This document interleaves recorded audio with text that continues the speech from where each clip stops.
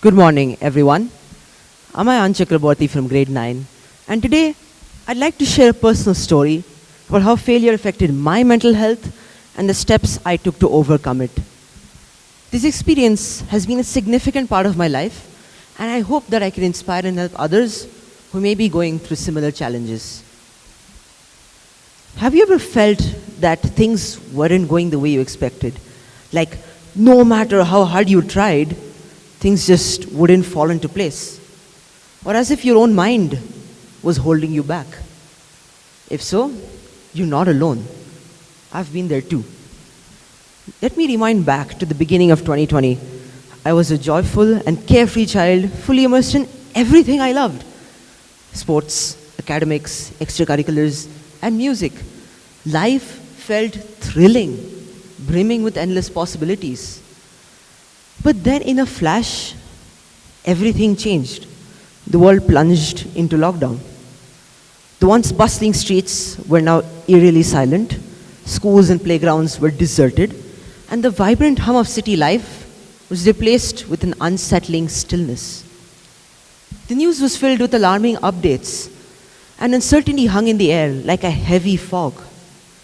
It felt like the world had been turned upside down, and the sense of normalcy that we once took for granted had just vanished into thin air.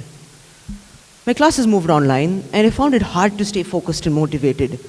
Extracurriculars were cancelled, and I missed the camaraderie of my friends and teammates. Even simple joys like playing sports and reading books felt distant and out of reach.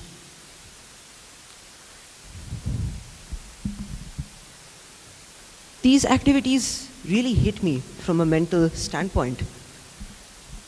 I used to stand on my balcony some days, waving hopefully, only to be met with silence. The emptiness was overwhelming. I felt frustrated, lonely, and stuck with nothing to do. To make matters worse, I didn't even know how to use a computer back then. The isolation was suffocating, and I longed for the simple interactions that once filled my days. Seeking comfort, I turned to my family, and they went above and beyond to keep me engaged. My father bought me a Kindle so I could continue reading, and before I knew it, I devoured the entire Harry Potter series. My parents taught me how to use a computer. Within days, I was playing table tennis with my dad on the dining table. I even discovered new hobbies like gardening with my mom. Shortly after, I discovered a passion for book writing and blog writing. Before I knew it, I had launched my own blog and written my own book. Engaging in these activities brought a positive shift in my mood. Reading the Harry Potter series transported me to a magical world, providing me an escape from daily monotony and lifting my spirits. Learning how to use a computer revealed new avenues for creativity and connection, making me feel empowered and less isolated. Playing table tennis with my dad and gardening with my mom created joyful moments that strengthened our family bond. These activities filled our days with laughter and a sense of accomplishment, realizing the frustration and loneliness that had initially engulfed me. Overall, venturing into book writing and blog writing gave me a sense of purpose and excitement. Each different project that I undertook was a different way to express myself. Launching my own blog and writing my own book made me feel proud and motivated. I stayed connected with my friends through long video calls, and it brought back a sense of normalcy and camaraderie that had been missing for so long. We shared our experiences and supported each other. It helped me feel less alone and more hopeful.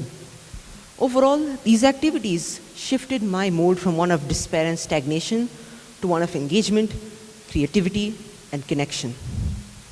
They helped me navigate my challenging times and emerge stronger and more resilient. But then things changed again. The virtual world I'd grown so comfortable with suddenly morphed back to physical. Schools reopened and people returned to in-person classes. However, due to a family emergency, I couldn't be there. Instead, I had to stay with my family far, far away from home while I watched my friends reunite at school. Missing school during this time was incredibly difficult for me. I felt a deep sense of sadness and frustration as I watched my closest friends reunite from a distance. I miss the lively atmosphere of classrooms, the spontaneous conversations with my classmates, and the excitement of participating in every activity that took place.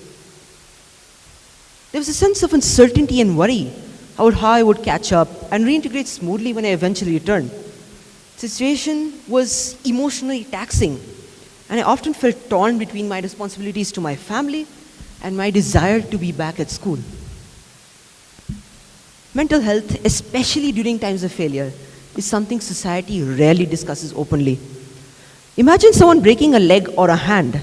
Friends, colleagues, even strangers rush to offer first aid and words of encouragement. But if someone is struggling emotionally, even their closest friends respond with silence. Mental health challenges are still viewed as personal weaknesses rather than experiences that build empathy and resilience, paving the way for success.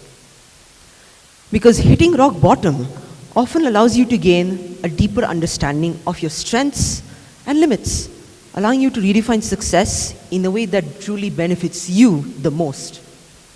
As Osho once said, a certain darkness is needed to see the stars. Our struggles and challenges, especially those that test our mental fortitude, are opportunities for growth and self-discovery. By navigating the delicate balance between growth and vulnerability, we gain a deeper understanding of ourselves and the world around us. Believe in your resilience and the power of your mind to overcome adversity. Treat every challenge as an opportunity to grow stronger and wiser. Embrace the journey, and you will find that success is not just about overcoming obstacles, but about realizing the true inner incredible strength within you. As Buddha once said, do not dwell in the past, do not dream of the future, concentrate the mind on the present moment. When I finally returned to in-person classes, I had just 2 weeks left before the year-end exams, a dauntingly short time to catch up on everything I had missed. Driven by unwavering determination, I put all my effort into catching in. And with the incredible support of my parents, teachers, and friends, I managed to bridge the gap and ultimately excelled in my exams. Failure is a lesson in perseverance.